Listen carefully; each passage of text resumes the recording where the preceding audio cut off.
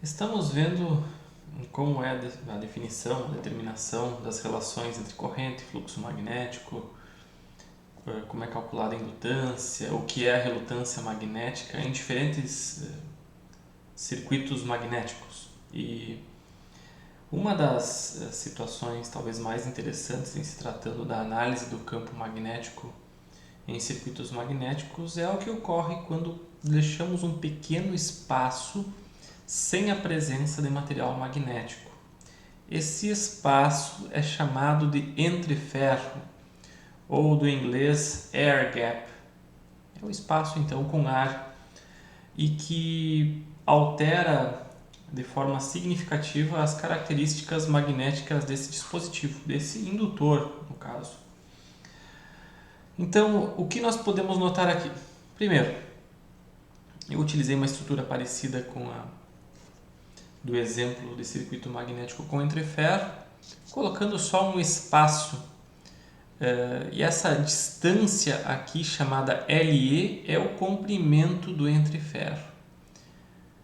O comprimento médio continua sendo esse daqui, né, o comprimento de material ferromagnético, mas lembrando que nós precisamos subtrair a parcela de entreferro. Então agora temos dois comprimentos, comprimento do material magnético, comprimento do entreferro.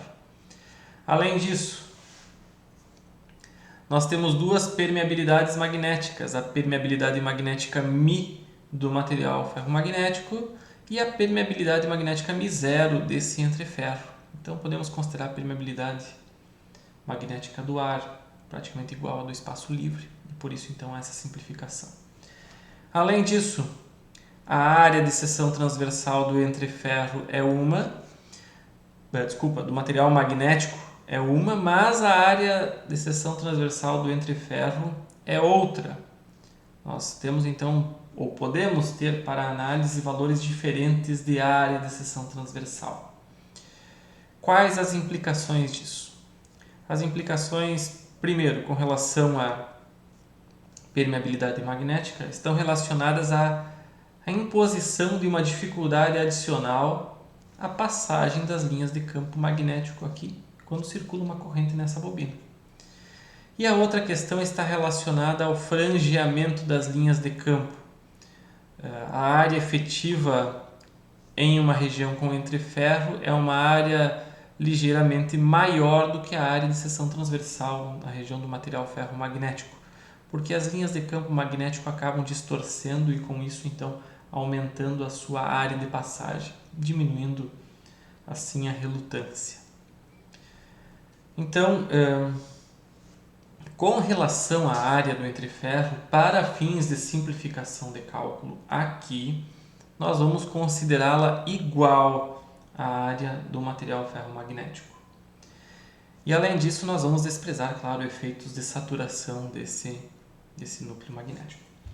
Então, o primeiro passo, sabendo que uma corrente circula nesse sentido, nós temos um fluxo magnético que passa então nessa direção e as linhas de campo magnético passam aqui e fecham então nesse dispositivo, né? Com, no caso real, um leve frangeamento dessas linhas de campo no entreferro, mas que nós vamos desprezar aqui nessa nossa análise. Então, como fica o cálculo da relutância total desse dispositivo aqui?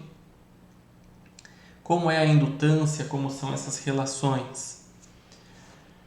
Se vocês olharem aqui, nós temos material ferromagnético, um certo trecho, e o entreferro aqui, com geralmente uma pequena distância. Então, de que forma nós podemos definir um circuito magnético equivalente?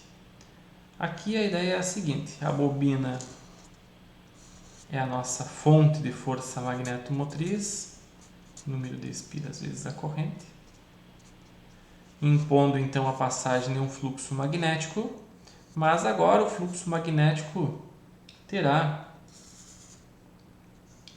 uma relutância, que eu vou chamar de R, relacionada ao material ferromagnético e uma relutância do entreferro, Então são duas relutâncias, elas estão em série. Por que em série? Porque o fluxo é único. O fluxo que passa aqui é o mesmo que passa aqui pelo entreferro e passa pelo outro lado. Então, como o fluxo é um só, essa é a descrição na forma então de circuito do nosso circuito magnético. E agora então nós temos duas relutâncias. A relutância do material ferromagnético, que é o comprimento sobre a permeabilidade do material magnético vezes a área de seção transversal. Lembrando sempre que agora o cálculo de L depende do comprimento total, descontando essa dimensão aqui, essa distância ali. E também temos a relutância do entreferro, que é comprimento do entreferro sobre μ0, então muda a permeabilidade magnética, vezes a área de seção transversal do entreferro, que nós vamos considerar para fins de cálculo igual à área A. Então, são duas relutâncias, e daqui surge a relutância total, que é igual à soma das relutâncias do material ferromagnético e da relutância do entreferro. Quais as consequências, então, da inclusão de um pequeno espaço de ar? Consequências práticas da inclusão desse entreferro na relutância. Primeiro, como a permeabilidade magnética é menor, a relutância é maior. E se a relutância é maior, significa que a indutância é menor. Porque a relutância total vista pela bobina se torna um valor maior. Então, aqui temos um efeito da diminuição da indutância com a adição desse entreferro. Então, esse é um dos efeitos.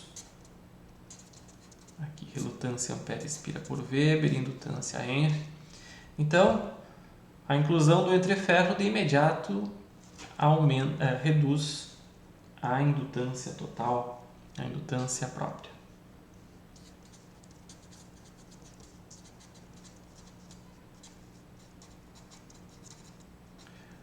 Além disso, as outras relações permanecem iguais. Número de espiras vezes a corrente é igual a relutância total agora, vezes o fluxo magnético.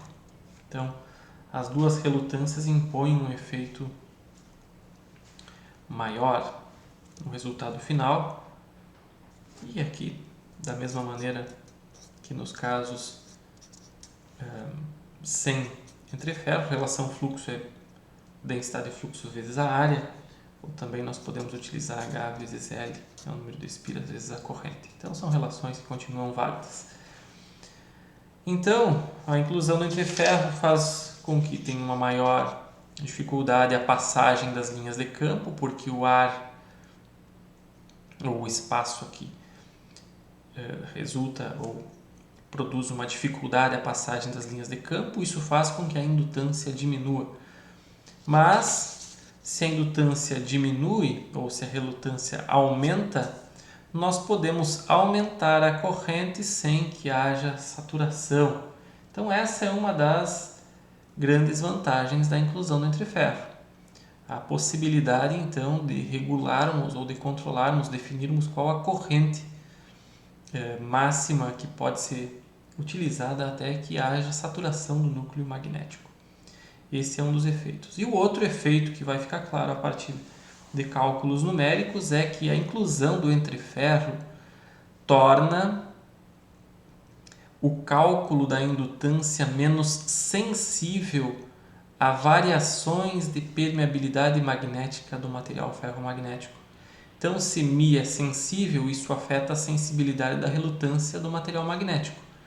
Mas, se esse valor aqui é muito menor do que a relutância do entreferro, esse efeito de incerteza na permeabilidade μ acaba não se refletindo de maneira tão significativa no cálculo da indutância.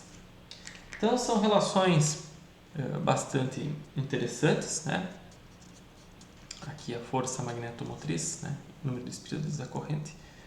Então são relações bem interessantes e a simples inclusão de um pequeno entreferro pode afetar em muito as características desse material, desse dispositivo, desse indutor.